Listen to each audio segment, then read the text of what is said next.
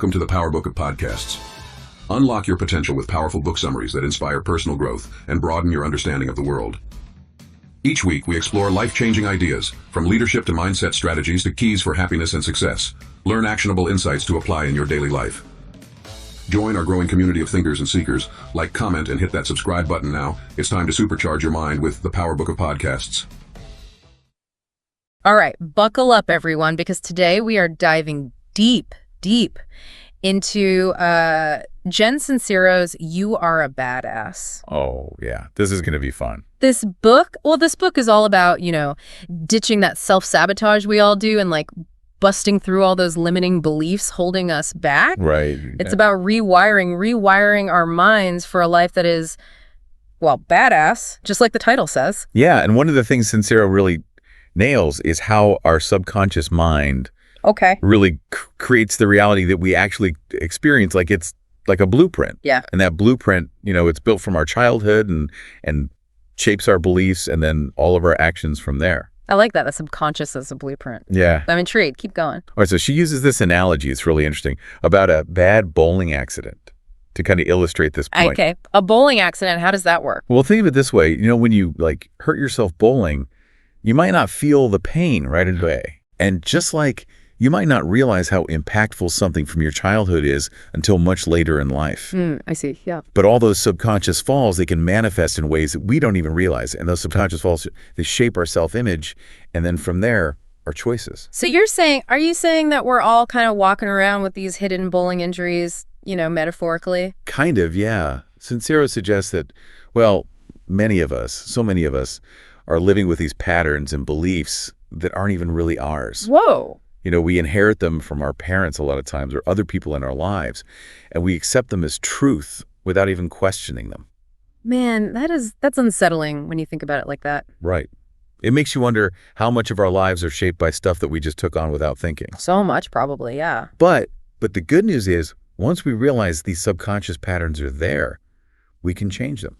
Okay, so how do we do that? How do we, wake up from this bowling accident-induced slumber? Well, Sincero, she talks about the big snooze, which she shortens to, BS. Okay. And basically, it's the ego part of us that runs on fear and all the negative stuff and limiting beliefs. So that's that voice in our head that says you can't do it or you're not good enough. Yes, exactly. That's the one. Okay. Yeah, we all know that voice.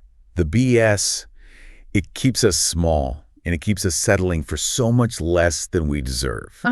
It's the worst. It is, but Sincero says there's another side to us, like our true selves, that are connected to something way bigger. Right. She calls it source energy, right? That's it, yeah. Like this idea that there's this limitless potential in each of us, just waiting to be tapped into. Exactly. And connecting to that source energy, it lets us be our true selves and create a life that aligns with all our true desires. It sounds kind of spiritual, It is. In a way, but Sincero, she keeps it really grounded, very practical. Okay. Like she describes life as this huge buffet. I like that analogy. Yeah, a buffet of experiences, and we just have to align our energy with what we want and then go for it, take action. Okay, but isn't it more complicated than just aligning our energy? Oh, it's not always easy, and that's where the action part comes in. Right, okay. So connecting to source energy is great, but we got to take those leaps, Even when it's scary. Especially when it's scary. Oh, man. She calls this the withdrawal phase. Oh, yeah, where things might actually get worse before they get better. It can be tough. It's think about quitting smoking or leaving a job you hate. Ooh, yeah. There's a period of discomfort while you break free. So how do we get through that successfully? Because I think a lot of people might give up at that point. That's right. A lot of people do. But you got to understand that discomfort is temporary. Okay. It's like growing pains. She even gives an example of this client who quit their job to start a business. And they had setbacks. Money was tight for a while. I can imagine. But they ended up creating something amazing, but they had to push through those tough times first. That makes sense, yeah. It's always darkest before the dawn or something. Exactly. But I'm curious, how does self-love fit into all of this?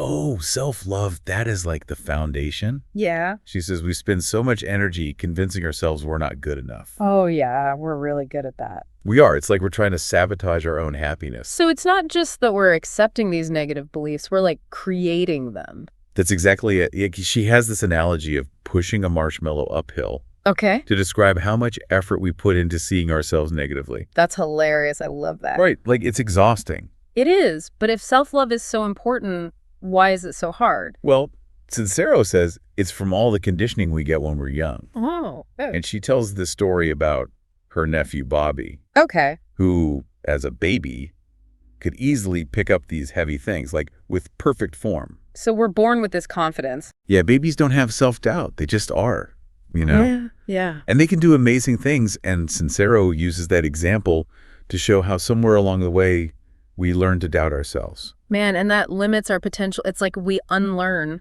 how to be awesome. That's exactly it. So the big question is, how do we get back to that badass state of being, that confidence we had as kids? Well, that's what we're going to explore in part 2 of our deep dive into You Are a Badass. Awesome. Can't wait. Welcome back. All right, so we've talked about self-love, how it's so important, but it's not always easy to actually do it right. Well, that's definitely easier said than done. So are there any tools we can use to cultivate that self-love and ditch those pesky limiting beliefs? Yeah, Sincero, she offers a whole bunch of techniques, and one I find really helpful is affirmations. Affirmations, yeah, those always feel a little cheesy to me, standing in the mirror and repeating, I am worthy, I am worthy. Oh, I know what you mean. They can feel a little awkward, especially at first. Yeah. But Sincero says, even if they feel kind of silly, they can actually rewire our brains, and change our beliefs for real. Really? How does that work? Well, it's about choosing to focus on the positive things, the things we want to believe, and saying those things out loud regularly. It's like planting little seeds in our subconscious. Okay, so we're replacing those negative thoughts with more positive ones. Exactly, yeah, like changing the script, but it's not just thinking it, it's feeling it too. Like, really believe it. I see. You got to put some heart into it. Yeah, exactly. What are some other things? Let's see, she talks about doing things we love, even if they seem kind of pointless to other people. Oh, okay. So giving ourselves permission to be a little selfish. In a way, yeah. Yes. Sincero says when we put our own happiness first, we're actually able to show up better for other people. That makes sense. I get that. Now I got to ask about this phrase she uses, leading with your crotch. That caught my attention. Oh, yeah. It's definitely memorable. But I'm not really sure what she means by that. I know, it's a bit provocative, but what she means is taking action, bold action, going after your dreams, even if it seems weird to other people. So it's about confidence, right? Yeah, like that total confidence you see in rock stars or I don't know, anyone who's just totally unafraid to be themselves. Okay, I get it. So it's about just going for it no matter what anyone else thinks. Exactly. She even tells this story about her band. Wait, she was in a band? Yeah, and it was called, get this, Crotch. No way, Crotch. That's amazing. It is, right. And they weren't even good musicians, but they had so much fun just embracing their passion. That's awesome. I love that. So they were really leading with their, They were all in. And it's a good reminder that sometimes the journey is more important than the destination, It's okay to be messy and imperfect. Totally. So Sincero also talks about giving, gratitude, and forgiveness. Why are those so important to her? Oh, they're huge. She sees those things as like the foundation of a badass life. Yeah. Giving, like being generous with your time and stuff, it reinforces abundance. And when you give freely, you open yourself up to receive more good stuff. So it's not about depleting yourself. It's more like expanding. Exactly. And then there's gratitude, she calls it. Get this, the gateway drug to awesomeness. Okay, that's a good one. Why is gratitude so powerful? Because it changes your focus. Instead of looking at what you don't have, you're looking at what you do have. Right, appreciating the good stuff. Yeah, and that makes you attract more good stuff. Okay, and then forgiveness. That one's always tough for me. Oh, yeah. Holding on to grudges can be tempting. It can, but she's saying forgiveness is more about us than the other person. Exactly. It's about letting go of all that negativity that's weighing you down. Yeah. It's not saying what they did was okay. It's just freeing yourself. I see. It's easy to forget that we're the ones who suffer when we hold on to anger. She even suggests thinking of the person who wronged you as, like, a little kid, acting out of fear or pain. That's a good way to look at it. It can help you have more compassion, and let go of the need to be right. Okay, that's helpful. Now, another thing I wanted to talk about is living in the now. It's like every self-help book talks about that, and Sincero does too. It's a big one, and for good reason, Yeah, but how do we actually do it? Be present? Because I'm always thinking about the past or worrying about the future. It's tough, but Sincero has some good tips. One is just focusing on your breath. Really? That's it? Yeah, just take a moment to breathe deeply, and that brings you back to the present moment. It seems so simple. It is, but it works. And she also says to pay attention to your senses, like what do you see, hear, smell, all of that. Oh, okay. So it's about being more aware of your surroundings. Exactly. It helps you get out of your head and into your body, you know. Okay, I like that. But what about those negative stories we tell ourselves, the ones that make us feel bad?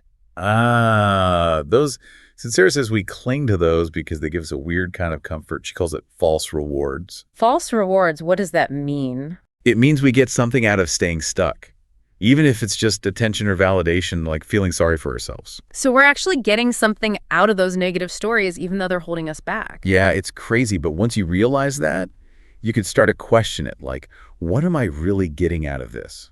That's a good question to ask. So how do we move from knowing what to do to actually doing it? That's where making decisions comes in and facing your fears. You know, successful people, they push themselves outside their comfort zones all the time. She tells that story about Henry Ford, right? Yeah, the V8 engine, he was told it was impossible, but he didn't give up. That's inspiring, but also a little intimidating. I'm no Henry Ford. Oh, it's not about being Henry Ford. It's about having that same determination, you know, no matter what your goals are. So it's about believing in ourselves and taking action even when it's scary. Exactly. And that brings us to, this might sound strange, but surrender. Surrender. But this whole book is about taking charge. How does surrendering fit in? I know, it's kind of a paradox. But surrender isn't about giving up. It's about letting go of control and trusting that things will work out. So it's kind of like having faith. Yeah, it's about trusting that even when you don't see the whole path, you're being guided in the right direction. Okay, but how do we actually do that? She uses this analogy of a party. Okay. Like if you're desperate for people to come, you give off this needy energy and that pushes people away. Right. The more you try to force it, the harder it gets. Exactly. But if you're just excited about the party and trust that people will come, that attracts them. So it's about letting go of the outcome and trusting the process. Exactly. And Sincero tells this story about how she found her dream writing house. Oh, yeah. That was a good one. It shows how surrender, when you combine it with action, can create amazing results. She had a vision, but she was open to different possibilities. I love that story. But the key is that she didn't just wait for it to happen. She took action. Exactly. You got to stay in action, even when you don't know what's going to happen next. Trust the process. Okay, there's another thing she talks about. The idea that everyone in our lives is like a mirror. Oh, yeah, that's a big one. It's about taking responsibility for our relationships. It's easy to blame other people, but she's saying we have more control than we realize. Right. It's not about tolerating bad behavior, but it's about seeing what those relationships are teaching us. So it's an opportunity for growth. Exactly. She even gives tips on how to deal with those mirrors, like setting boundaries. Oh, yeah. Boundaries are important. They are. And communicating your needs, and sometimes even walking away from relationships that aren't healthy. It sounds like this mirrors thing goes back to self-love. The more you love yourself, the better your relationships will be. I think you're right. It all comes back to that. So what about you? What's your biggest takeaway from You Are Badass? You know, what really stuck with me is how much she talks about embracing imperfection. Like, we're all messy and that's okay. It's true. Trying to be perfect just holds you back. It does. She says we should approach life with more curiosity and playfulness, you know. I like that. Celebrate the wins, learn from the mistakes, and just keep going. Exactly. And before we wrap up part 2, there's one more thing I think is super important. What's that? Self-care, Sincero says, it's crucial to take care of yourself, eat well, get enough sleep, do things you enjoy. So it's not selfish, it's essential. Exactly. It's the foundation for everything else. Welcome back. All right, so we've talked about a lot of stuff, self-love, mindset, trusting the universe, all that. But how do we actually, put all this into practice in our daily lives? Yeah, that's the big question, right? And thankfully, Sincero, she doesn't just leave us hanging with these big ideas. Okay, good. She gives us like a roadmap, actual steps to integrate all this badass stuff into our everyday lives. Perfect. Lay it on me. What are some of those steps? Well, she starts with tackling bad habits, those little things that we do, sometimes without even realizing it, that sabotage our progress. Oh, like mindlessly scrolling on my phone for hours or eating a whole bag of chips when I'm stressed. Exactly. Those are the ones. And she says the first step is just noticing them, becoming aware. Okay, so awareness is key. Totally. Once you see those habits for what they are, you can start to break free. And then replace them with better habits, right? Yeah, habits that support your goals. But it's not just about willpower. It's about conscious choice. Right, making the effort to do things differently. And remember all that stuff about source energy. Sincero says it's important to stay connected to that throughout the day, not just when you're meditating or whatever. Okay, but how do you do that when you're, busy with work and life and everything? She says use your breath. Just take a few seconds here and there to breathe deeply and reconnect with that stillness inside. So those little moments can make a big difference. They can? Yeah, it's like hitting the reset button. I like that. So another thing Sincero talks about is the people we surround ourselves with. Oh yeah, that's huge. The people you spend time with, they have a big impact on your energy. It's true. If you're always around negative people, it's hard to stay positive yourself. Exactly. So Sincero says, choose your company wisely, be around people who lift you up, Surround yourself with good vibes. And then there's this thing she calls chunking it down. Oh yeah, that's about breaking big goals into smaller steps. Okay, I can see how that would be less overwhelming. Right. When you focus on those smaller steps, you make progress without getting freaked out. One step at a time. Yeah. Exactly. And be kind to yourself along the way. Celebrate the wins. Learn from the setbacks. It's not always going to be easy. She also talks about asking for help, right? Yeah, that's important too. Let go of the need to do everything yourself. There's no shame in asking for help. It's funny how we think we have to do everything alone, like it's a sign of weakness to ask for help. But it's actually a sign of strength, recognizing that you need support. So Sincero, she tells the story about her dream writing house, right, to illustrate all of this. Yeah, it's a great story. It shows how surrender and action can work together to create something amazing. She had a vision, but she also trusted the process. And she took action. She didn't just sit around waiting for it to happen. That's key. You got to put in the work, even when you don't know exactly what's going to happen. And that's kind of her overall message. Yeah. We can create amazing lives, but we have to take ownership of our thoughts and actions. So it's not about some big, impossible goal. It's about the small choices we make every day. Exactly. And she says to approach it all with curiosity and a sense of playfulness. Don't take it too seriously. I love that. So basically, becoming a badass is more about who you are than what you achieve. I think that's a great way to put it, yeah. Well, this has been an awesome deep dive into You Are a Badass. It has. It's such a great book. What's your biggest takeaway, the thing you'll remember most? I think for me, it's the reminder that we're not victims of our circumstances. We have the power to create our own realities. Yeah. I love that. It's so empowering. And for me, it's the importance of self-love. It's not selfish. It's the foundation for everything else. Beautifully said. So to all our listeners out there, go out there and be your badass selves. Yeah, create a life you love. And thanks for joining us on this deep dive. Until next time, keep those good vibes flowing and remember, you are a badass.